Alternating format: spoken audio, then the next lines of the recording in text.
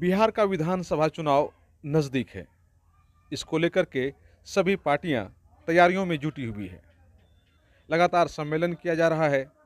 Party के द्वारा सदस्यता अभियान भी चलाया जा रहा है। चुनाव के मद्देनज़र आज़ाद समाज पार्टी की ओर से पूर्णिया के धमधा में एक विशाल कार्यकर्ता सम्मेलन आयोजित की गई, जिसमें बड़ी संख्या में पार्टी के कार्यकर्ताओं ने हिस्सा लिया और पार्टी की मजबूती पर विस्तार पूर्वक चर्चाएं की गई। इसमें पार्टी के कई प्रदेश स्तरीय नेताओं ने भी हिस्सा लिया था। सभी ने एकजुट में कहा कि पार्टी के राष्ट्रीय अध्यक्ष चंद्रशेखर रावण के नेतृत्व में उनकी पार्टी चुनाव लड़ेगी और दलितों पिछड़ों की आवाज़ें बुलंद करते हुए एक मजबूत सरकार बिहार में बनेगी।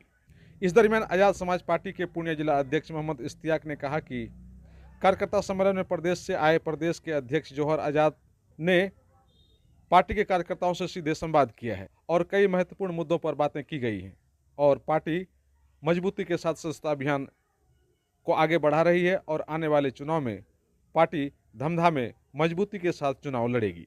परिवार से संवाद और परिचर्चा के लिए आया था। जो बहुजन समाज है उनके साथ बैठकर विचार करने आया था।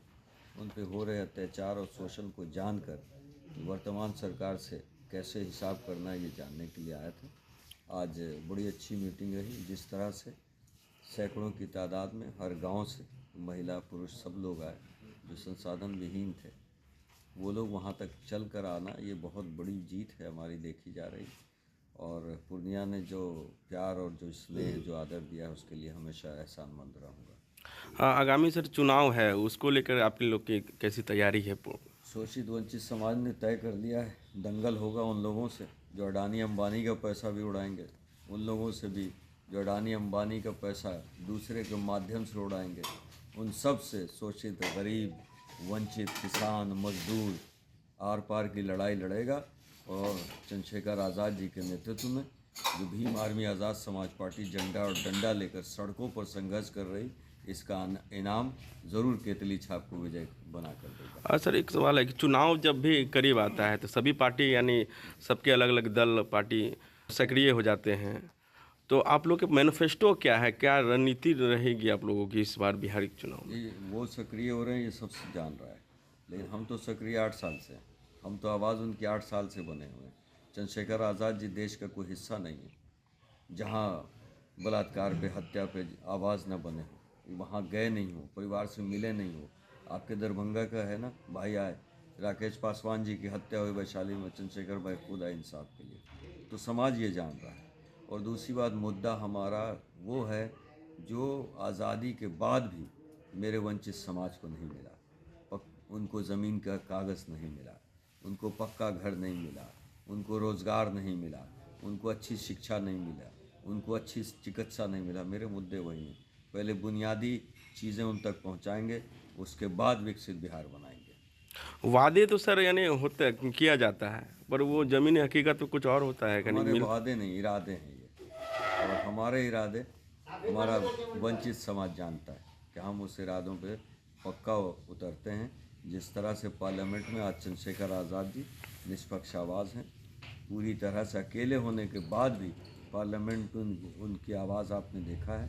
और भीम आर्मी आज़ाद समाज पार्टी के बारे में ये मशहूर है कि प्रशासन या सत्ता जितना भी जुल्म कर ले, हम कदम पीछे एक भी नहीं लेते। सर लड़ाई सरकारों से है आपकी, लेकिन आप लोग वंचितों की बात करते हैं। सिर्फ वंचितों की बात करने से क्या आप सरकार बना पाएंगे? देखिए, जो धनवान हैं उनको भाजपा मुबारक, कांग्रेस मुबारक, राजद मुबारक, जदयू मुबारक। हम तो उन्हीं की लड़ाई लड़ेंगे, हम उन्हीं की आवाज़ बनेंगे जो शोषित हैं, वंचित हैं, जिनको शिक्षा का अधिकार आज तक, अच्छे शिक्षा का अधिकार आज तक नहीं मिला, जिनको रोज़गार करने के लिए बिहार से बाहर पलायन करके अपमान की घोट पीकर दूसरे जगह रोज़गार ढूंढना पड़ रहा है। हम उसकी ही लड़ाई लड़ेंगे, उनकी ही आवाज़ बनेंगे। संपन्न लोगों को अन्य पार्टियां मुबारक, जब ना आप हमें वंचितों उनका की बात समर्थन करते हैं, ना उनका वोट चाहिए। जब आप वंचितों की बात करते हैं तो मतलब उन्हें गरीबों की आप बात कर रहे हैं? बिल्कुल गरीबों की बात कर रहे हैं हम, किसान की बात कर रहे हैं, मजदूर की बात कर रहे हैं, छात्र की बात कर रहे हैं, युवा की बात कर रहे हैं। लेकिन लोग तो समझ लेते हैं कि आप जात की बात कर रहे हैं। नहीं, जात की भी बात अगर कहें तो 85 की बहुजन विचारधारा की, शोषित की विचारधारा की कोई पार्टी तो भारत में अब बची नहीं। एक पार्टी थी, वो भी दिशा विहीन हो गई। लेकिन अगर 15% के लोगों को देखें तो उनकी तो पार्टियां भरी पड़ी हैं। भाजपा है, कांग्रेस है, माले है, तृणमूल कांग्रेस है, उनकी पार्टियां भरी पड़ी हैं। तो 15 के नेतृत्व के लिए तो पार्टियों का कई पार्टियां हैं जो उन्हीं के द्वारा बनाई गई हैं। एक पार्टी तो रहे जाओ शोषित वंचितों के लिए ही शुद्ध तौर पे रहे। लेकिन जब सर संपन्न लोगों की बात कर रहे हैं आप, संपन्न लोगों की पार्टियों की बात कर रहे हैं आप, तो उनके जब इस तरह की बातें होती है तो तमाम तबका जो है वो समर्थन देता है। लेकिन जब आप एक तरफ कह रहे हैं कि एक पार्टी तो वंचितों की रहे, गरीबों की रहे, तो क्या आप संपन्न लोगों का वोट हासिल कर पाएंगे? नहीं, मैं तो कहा कि मुझे उनका कोई भी समर्थन नहीं चाहिए। मेरे को अडानी अगर पैसा देता है तो मैं अडानी को कहूँगा कि मैं बिकने के लिए तैयार नहीं हूँ, मेरा मोल तुम नहीं लगा पाओगे। क्योंकि हम उम्मीदों पे चल रहे हैं ना, उन लोगों की मदद के लिए खड़े हुए हैं जो शोषित वंचित है, जिनकी आवाज़ को पूरी तरह से दबाया जा रहा है, कुचला जा रहा है, उनके घर को जलाया जा रहा है, मूछ रखने पे मारा जा रहा है। बुलेट चढ़ एक इंस्पेक्टर, पुलिस इंस्पेक्टर अपनी बारात ले जाने के लिए पुलिस फोर्स का इस्तेमाल करता है, सुरक्षा लेता है। हम उनकी आवाज़ बनना चाहते हैं। हम उनको बार बार कह रहे हैं कि जो संपन्न लोग हैं उनके लिए 1000 पार्टियां हैं, एक शुद्ध विचारधारा की पार्टी तो उनके लिए रहने दीजिए। और हम तो संविधान मानने वाले लोग हैं, हम जालिम के खिलाफ हैं, हम किसी जाति के खिलाफ नहीं हैं। जो संविधान मानता है वो सबके साथ इंसाफ करता है, किसी पे जुल्म नहीं करता। हम सत्ता पे आने के बाद भी हम किसी पे जुल्म की बात नहीं कर रहे हैं, लेकिन हाँ, अपने समाज पे जुल्म करने वाले जालिमों को बख्शा नहीं जाएगा। आप न्याय की बात करते हैं, इसके बाद क्या लगता है मौका मिल पाएगा क्या? अब तक इस तरह का मौका नहीं मिल पाया है शायद, चूँकि आप संपन्न लोगों की पार्टियों की बात कर रहे हैं और संपन्न लोगों की पार्टियों को ही मौका मिला है, तो ऐसे में क्या लोग आपको चाहेंगे, आपकी पार्टी को बिल्कुल, चाहेंगे? संख्या के आधार पर राजनीति होती है और सत्ता भी संख्या दिलाती है। और जिसकी संख्या 85% उसको डर किस बात का? सर, पर रिजल्ट देखने को नहीं मिलता है। रिजल्ट दिखेगा 25 में। मैंने कहा कि आप रिकॉर्ड रखिएगा। सर, बिहार में 243 सीट है, यानी 243 में आप लोग लड़ रहे हैं। सभी सीटें तैयारी चल रही है, समीक्षा चल रही है, जिला से विधानसभा की सूची मांगी गई है, बूथ कमेटी बहुत सारे विधानसभा में कंप्लीट हो चुकी है। अब जल्द ही इस पर फैसला करेंगे और पहली जानकारी आपको देंगे। सर, आज पूर्णिया में है आप, पूर्णिया विधानसभा से किनको आप यानी यहाँ से टिकट देने जा रहे हैं? देखिए, पूर्णिया विधानसभा हर जगह सर्किट हाउस में 16 ज़िला मैंने कंप्लीट किया आज। बहुत से राजद और जदयू के भी बड़ा आश्चर्य होता है, मुंह छुपा कर आए। तो मैंने उनसे कहा कि भैया मुंह खोल के जिस दिन हमसे मिलने आओगे टिकट की बात करेंगे, जब तक मुंह छिपा रहे हो तब तो डर है मुझे। किस किस से मुंह छिपाते चलोगे? चुनाव तो मुंह दिखा कर लड़ना पड़ेगा। तो ऐसे बहुत सारे लोग आ रहे हैं, तो मुलाकात तो सबसे करनी है जो समाज का है। हम समझा भी रहे हैं कि यार ये उन पार्टियों को छोड़ो जो धोखा दे रही है, जो अपने समाज पर जुल्म कर रही है, अत्याचार कर रही है, सत्ता में रहकर भी शोषित वंचितों के लिए सोचा नहीं, गरीबों के लिए सोचा नहीं। तो स्वागत सबका है, मुलाकात सबसे करेंगे, लेकिन निर्णय बहुत सोच समझ कर। और ज़्यादातर प्रयास ये होगा कि जो संसाधन, जो धन का इस्तेमाल करके राजनीति को अलग दिशा दी जा रही है, उसको हम विराम लगाने में कामयाब हों और उन्हीं शोषित वंचित समाज से नेता खड़ा करने का प्रयास करें। नेताओं से सीधा संवाद किया और पूरी जानकारी ली। यहाँ के जो मुद्दे, ज़मीनी मुद्दे थे, उस पर बात हुई और उनके जो भी मुद्दे थे लोगों के सामने रखा भी गया और कार्यकर्ताओं को बताया भी गया कि हम लोगों के लिए कैसे लड़ें और अपने अधिकार के लिए की लड़ाई कैसे लड़ें। अगर हमारे लोगों के साथ कुछ ऐसा कुछ घटना घटता है तो उसको हम कैसे सुलझाने की कोशिश करें, इस पे भी चर्चा किया गया।